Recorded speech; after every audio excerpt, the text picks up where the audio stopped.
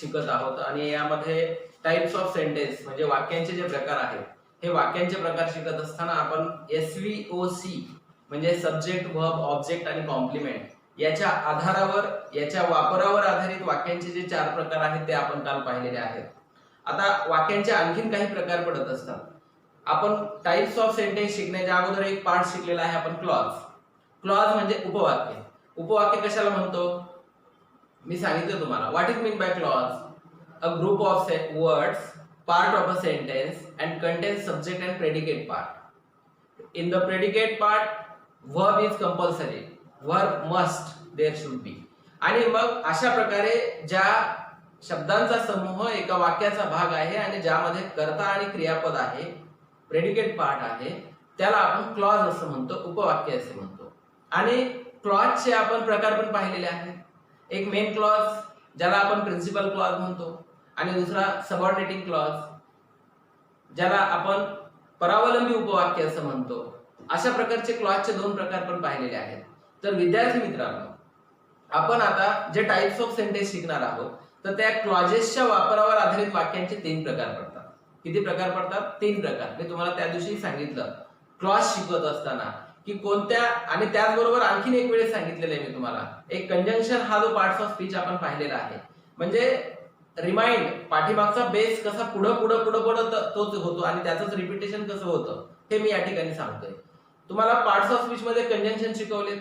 कंजंक्शनचे 2 प्रकार शिकवले मी. कोणते कोणते 2 प्रकार आहेत कंजंक्शनचे सांगा बरं?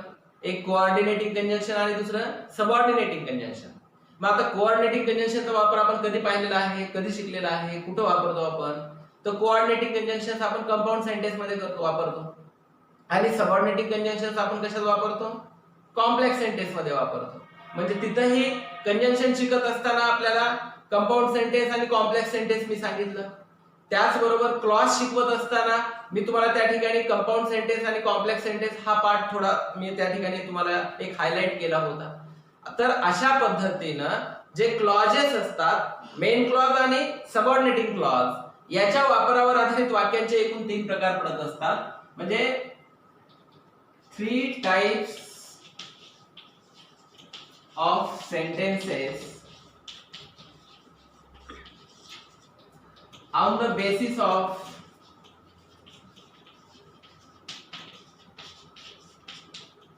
use of clauses. Use of clauses म्हणजे वाक्यांचे 3 प्रकार आहेत. कशाच्या आधारावर आहेत? यूज ऑफ क्लॉजेस म्हणजे उपवाक्यांच्या वापरावर आधारित वाक्यांचे 3 प्रकार आहेत. त्यामध्ये जो पहिला प्रकार आहे तो म्हणजे सिंपल सेंटेन्स.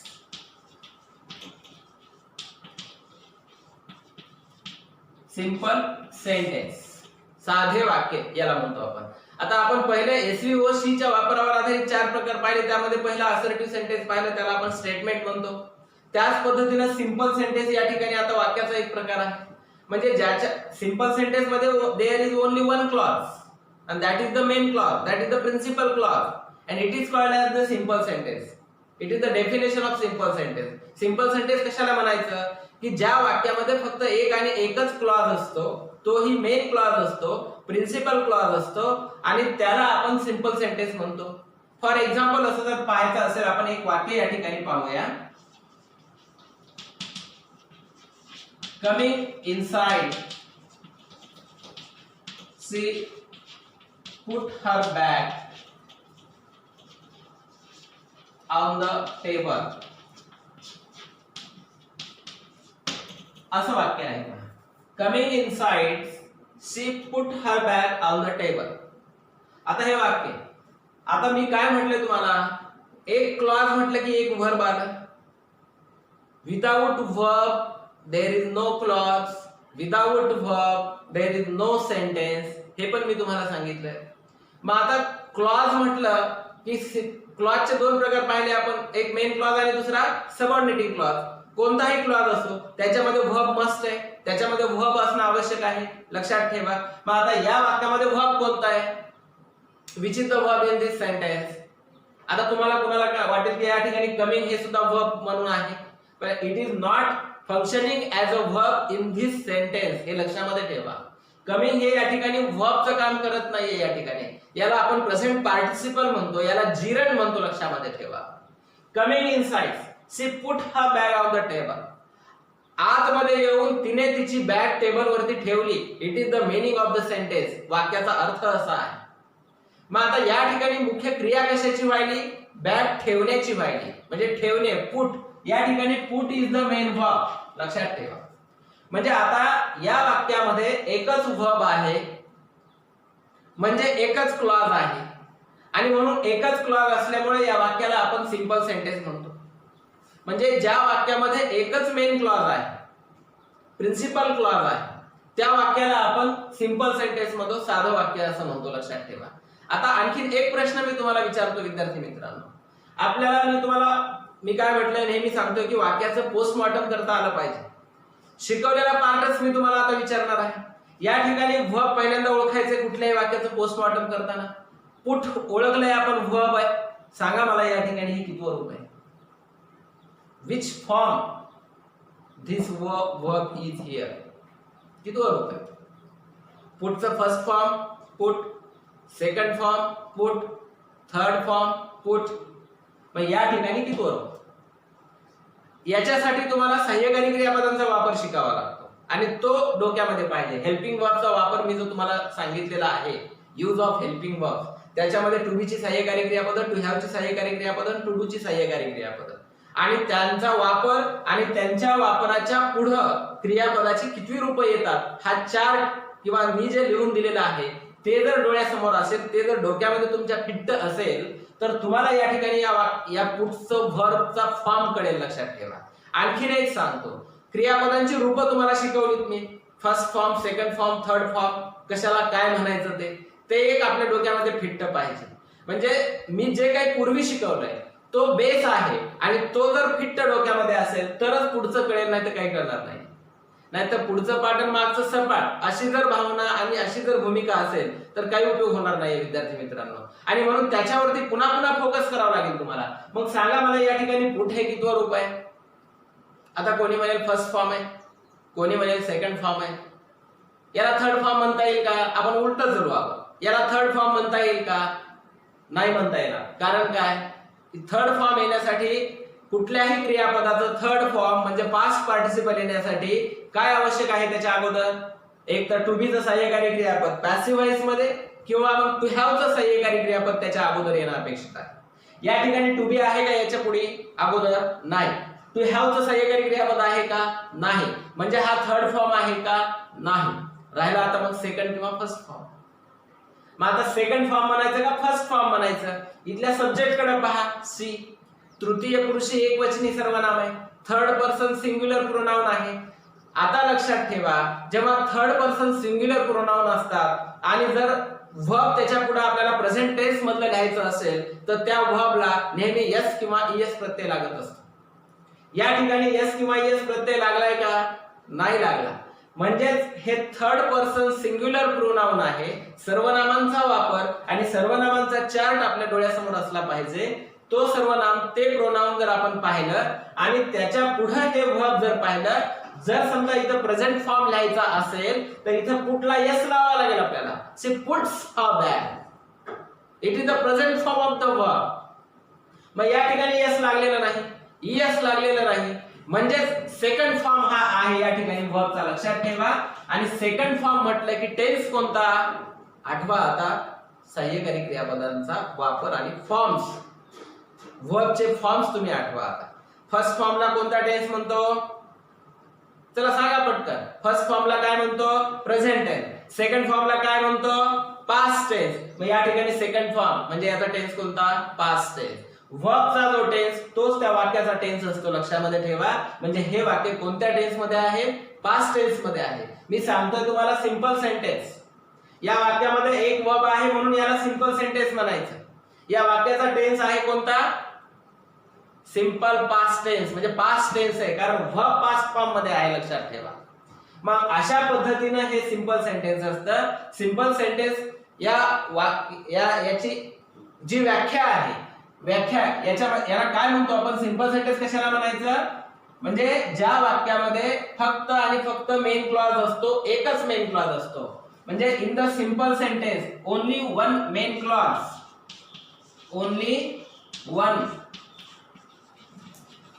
मेन क्लॉज किंवा यालाच आपण प्रिन्सिपल क्लॉज म्हणतो, जिथं असतो त्याला आपण सिंपल सेंटेन्स म्हणतो. एवढं लक्षामध्ये ठेवा.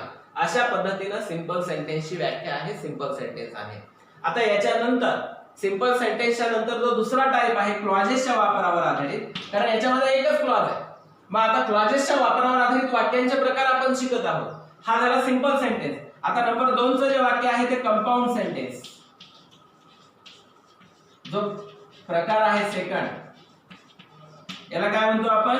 Compound sentence. याला मराठीमध्ये म्हणतात संयुक्त वाक्य. आता संयुक्त वाक्य कशाला म्हणायचं?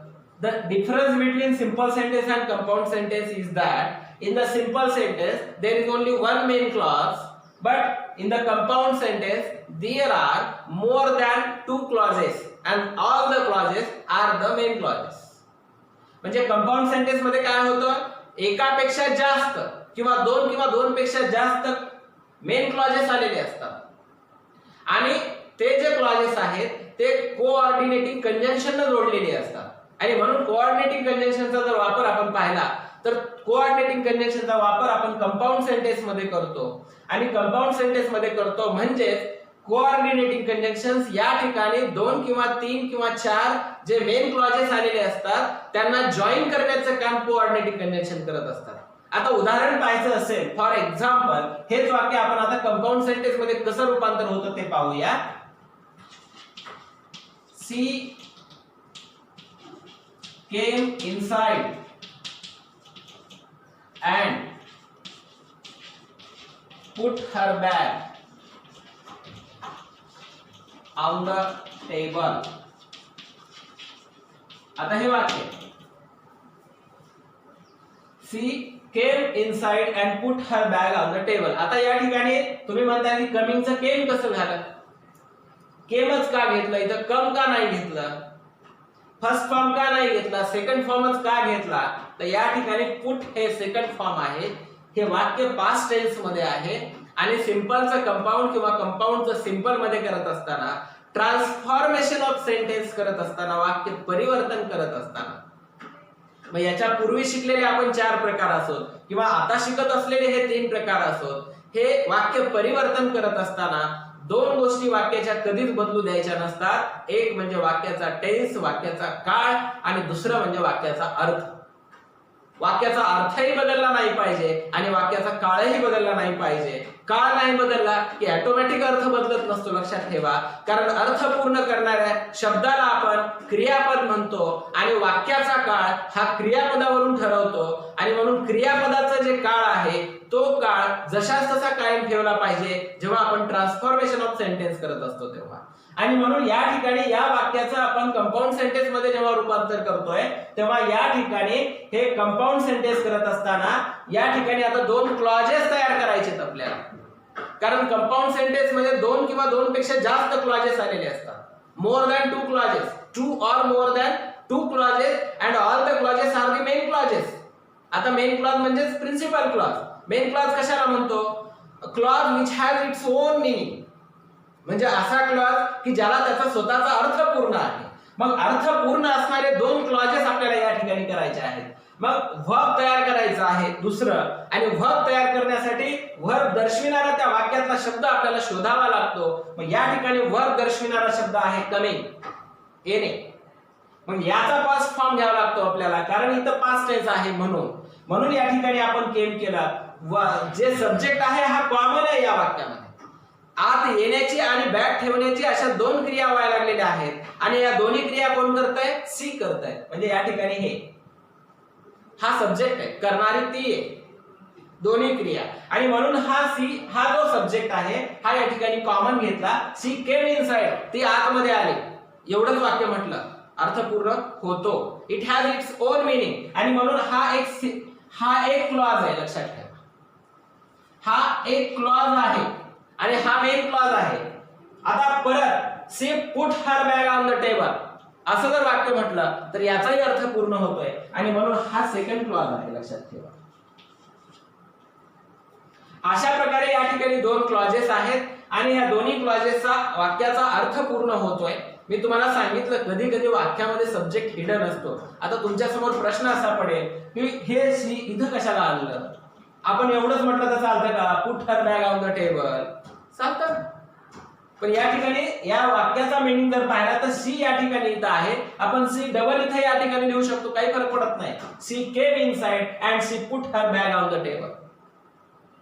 There is nothing wrong by using she double again here. काही फरक पडत नाही, ठेवला तरी चालतं, नाही का ठेवलं तरी चालतं. या ठिकाणी दोन वर्ब आहेत वेगवेगळे, कोणते कोणते, केम आणि पुट. ही these are the two verbs आहेत, लक्षात ठेवा. आणि हे दोन वर्ब ह्या कोऑर्डिनेटिंग कंजंक्शनच्या आजूबाजूला आलेले आहेत. एक अगोदर आलाय आणि एक नंतर आलाय. कंजंक्शनच्या अगोदर एक वर्ब असेल आणि कंजंक्शनच्या नंतर एखादं वर्ब आलेला असेल तर त्यावेळेला दोन क्लॉजेस असतात, लक्षामध्ये ठेवा. आणि म्हणून या वाक्यामध्ये दोन क्लॉजेस आहेत. हे दोन्ही क्लॉजेस हे मेन क्लॉजेस आहेत आणि या दोन्ही क्लॉजेसला एकत्र कंबाईन जोडलेला आहे अँड या शब्दात. अँड हे कोऑर्डिनेटिंग कंजंक्शन आहे आणि म्हणून अशा पद्धतीने या वाक्याला आपण कंपाऊंड सेंटेन्स म्हणतो. मग कंपाऊंडचं सिंपल करायचं असेल किंवा सिंपलचं कंपाऊंड करायचं असेल तर क्लॉजेस वाढवावी लागतात किंवा कमी करावी लागतात. म्हणजेच एखाद्या वर्बचं रूपांतर कशात तरी करावं लागतं. म्हणजे या वाक्याचं जर सिंपल सेंटेन्स करा म्हटलं तर या केम या वर्बचं रूपांतर आपण या प्रेझेंट पार्टिसिपल किंवा जिरंड मध्ये केलेलं आहे, लक्षामध्ये ठेवा.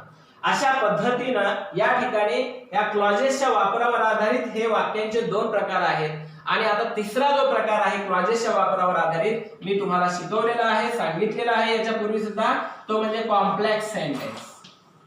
कोणता आहे, कॉम्प्लेक्स सेंटेन्स. आपण याची प्रॅक्टिस नाही घेणार या ठिकाणी, मी फक्त जनरल तुम्हाला या ठिकाणी वाक्यांचे टाइप्स शिकवत आहे. आणि म्हणून एक्झाम्पल आपण नंतर पाहणार आहोत, जेव्हा ट्रान्सफॉर्मेशन ऑफ सेंटेन्स हा टॉपिक शिकणार आहोत त्यावेळेला त्याची भरपूर एक्झाम्पल पाहणार आहोत. या ठिकाणी फक्त आपल्याला हे समजून घ्यायचं आहे की सिंपल सेंटेन्स कशाला म्हणायचं, कंपाऊंड सेंटेन्स कशाला म्हणायचं आणि कॉम्प्लेक्स सेंटेन्स कशाला म्हणायचं. आता कॉम्प्लेक्स सेंटेन्सचं एक एक्झाम्पल मी तुम्हाला त्या दिवशी दिलेलं होतं की I met a man who was my father's friend. हे वाक्य आपण पाहिलेलं होतं. आता या कॉम्प्लेक्स सेंटेन्स मध्ये काय आहे की एक सबऑर्डिनेटिंग क्लॉज असतो आणि दुसरा मेन क्लॉज असतो आणि ते दोन्ही क्लॉजेस एकत्र जोडलेले असतात. कशाने, सब ऑर्डिनेटिंग कंजंक्शननी जोडलेले असतात. Difference between compound sentence and complex sentence. Compound sentence मध्ये टू मेन क्लॉजेस किती असतात, दोन मेन क्लॉजेस असतात किंवा दोन पेक्षा जास्त मेन क्लॉजेस असतात. आणि या कंपाऊंड सेंटेन्स मध्ये कोऑर्डिनेटिंग कंजंक्शन आलेले असतात. कोऑर्डिनेटिंग कंजंक्शन्स हे कंपाऊंड सेंटेन्स मध्ये असतात, लक्षात ठेवा. आणि आता कॉम्प्लेक्स सेंटेन्स मध्ये काय असतं, वन मेन क्लॉज आणि दुसरा आणि सेकंड अनादर किंवा सेकंड हा सब ऑर्डिनेटिंग क्लॉज असतो. सब ऑर्डिनेटिंग क्लॉज असतो. मग एकापेक्षा जास्त असू शकतात. एक मेन क्लॉज दुसरा सबऑर्डिनेटिंग क्लॉज असतो आणि हे क्लॉजेस एकत्र जोडलेले असतात. कशाने, तर सब ऑर्डिनेटिंग कंजंक्शनने. सब ऑर्डिनेटिंग कंजंक्शन. मग आता हे सब ऑर्डिनेटिंग कंजंक्शन जे आहेत ते कोणते आहेत मी तुम्हाला लिहून दिलेले आहे. मग सब ऑर्डिनेटिंग कंजंक्शन जर आलेले असतील वाक्यामध्ये तर त्याच्या अगोदर एखादा मेन क्लॉज किंवा नंतर मेन क्लॉज आणि एक सबऑर्डिनेटिंग क्लॉज आलेला असतो आणि ते एकत्र जोडलेले असतात सबऑर्डिनेटिंग कंजंक्शनना आणि म्हणून त्यांना आपण कॉम्प्लेक्स सेंटेन्स म्हणतो, लक्षात ठेवा. ते एक्झाम्पल मी ऑलरेडी तुम्हाला त्या दिवशी दिलेलं आहे. अशा पद्धतीनं सिंपल सेंटेन्स, कंपाऊंड सेंटेन्स आणि कॉम्प्लेक्स सेंटेन्स हे क्लॉजेसच्या वापरावर आधारित वाक्यांचे एकूण 3 प्रकार पडतात विद्यार्थी मित्रांनो. पण हे वाक्यांचे प्रकार कळण्यासाठी किंवा सिंपल सेंटेन्स कशाला म्हणायचं, कंपाऊंड सेंटेन्स कशाला म्हणायचं आणि कॉम्प्लेक्स सेंटेन्स कशाला म्हणायचं हे कळण्यासाठी याचा बेस म्हणजे कोऑर्डिनेटिंग कंजंक्शन आणि सबऑर्डिनेटिंग कंजंक्शन्स माहित पाहिजेत, क्लॉज माहित पाहिजे, म्हणजे आपल्याला हे कळेल. एखाद्या वेळेस काय असतं, आपल्याला कॉम्प्लेक्स सेंटेन्स देतात, सिंपल सेंटेन्स मध्ये रूपांतर करा म्हणतात, कंपाऊंड सेंटेन्स देतात, कॉम्प्लेक्स मध्ये करा म्हणतात, किंवा सिंपल सेंटेन्स देतात, कंपाऊंड मध्ये करा म्हणतात किंवा कॉम्प्लेक्स मध्ये करा म्हणतात. म्हणजे हे झालं ट्रान्सफॉर्मेशन ऑफ सेंटेन्स, वाक्य परिवर्तन. आणि मग हे वाक्य परिवर्तन कळण्यासाठी ते वाक्य परिवर्तन करण्यासाठी आपल्याला बेसिक याच्या ज्या गोष्टी आहेत ते म्हणजे आपले कंजंक्शन, पार्ट्स ऑफ स्पीच मधला टॉपिक आणि त्यानंतर क्लॉज आणि क्लॉजचे जे प्रकार आहेत हे आपल्याला माहिती असतील तर हे वाक्यांचे 3 प्रकार कळतील आपल्याला आणि याचं ट्रान्सफॉर्मेशन आपल्याला करता येईल, वाक्य परिवर्तन करता येईल. तो जर बेस नसेल आपल्याकडं तर हे कळणार नाही आपल्याला विद्यार्थी मित्रांनो. आणि म्हणून पुन्हा सांगतोय की जो बेस आहे तो बेस पक्का करा आणि हा सुद्धा बेस आहे पुढच्या ग्रामरसाठी. म्हणजे आणखीन आपण मेन ग्रामरला सुरुवात केलेलीच नाही विद्यार्थी मित्रांनो. आज जवळपास 17वा दिवस आहे. आज आपण 17व्या या चॅप्टर कडे आपण पाहत आहोत, परंतु हे सर्व आपण बेस म्हणून पाहत आहोत आणि हे सर्व बेसिक गोष्टी कन्सेप्ट जर तुमच्या क्लिअर असतील तरच पुढचं ग्रामर कळणार आहे, अन्यथा कळणार नाही. आणि म्हणून पुन्हा सांगतोय, बेस पक्का करा, पाया पक्का करा. पाया जर पक्का असेल तर इमारत कितीही उंच बांधली तरी इमारतीला काहीही तडा जात नाहीये. आणि म्हणून जोपर्यंत पाया पक्का होणार नाही, पाया मजबूत होणार नाही, तोपर्यंत पुढे जाण्यात काही मतलब नाहीये, मग लक्षात ठेवा. आणि म्हणून विद्यार्थी मित्रांनो, हे जे इथे जे आज आपण टाइप्स ऑफ सेंटेन्स शिकलेले आहेत, वाक्याचे जे प्रकार शिकलेले आहेत, हे क्लॉजेसच्या वापरावर आधारित, हे सुद्धा तुम्ही लक्षामध्ये ठेवा, याचा सुद्धा अभ्यास करा. हे समजलं तरच पुढचं करणार आहे. आणि म्हणून पुन्हा सांगतोय की हे ग्रामर जे काही मी शिकवत आहे, माझे जे ओरल व्हिडिओ तुम्ही पाहत आहात, हे ओरल व्हिडिओ पाहत असताना याला आधार माझं step by step English grammar a perfect solution हे जे पुस्तक आहे, याचे हार्ड कॉपी किंवा सॉफ्ट कॉपी जर तुम्ही स्वतः जवळ बाळगले आणि माझे व्हिडिओ लेक्चर जर तुम्ही पाहत राहिलात आणि त्याला जर त्या पुस्तकाचा आधार दिला तर इंग्लिश लँग्वेज वरती तुमचं कमांड मिळेल, इंग्लिश ग्रामर तुमचं चांगल्या पद्धतीने पक्क होईल, हे मात्र निश्चित आहे, लक्षात ठेवा. आणि सर्वात महत्त्वाची गोष्ट एक लक्षामध्ये ठेवा, आमच्या YouTube चॅनलला जर तुम्ही सबस्क्राइब केलं तर तुम्हाला माझे हे मोफत व्हिडिओज आणि मोफत लेक्चर तुम्हाला घरी बसून पाहायला मिळतील आणि अगदी मोफत तुम्ही ग्रामर इंग्रजीचं घरी बसून तुम्ही चांगल्या पद्धतीने शिकू शकाल. आणि म्हणून YouTube चॅनलला आमच्या सबस्क्राइब करा. आणि सर्वात महत्त्वाची एक गोष्ट की आयकॉन जे बटन आहे त्याला प्रेस करायला विसरू नका, एवढं मात्र लक्षात ठेवा.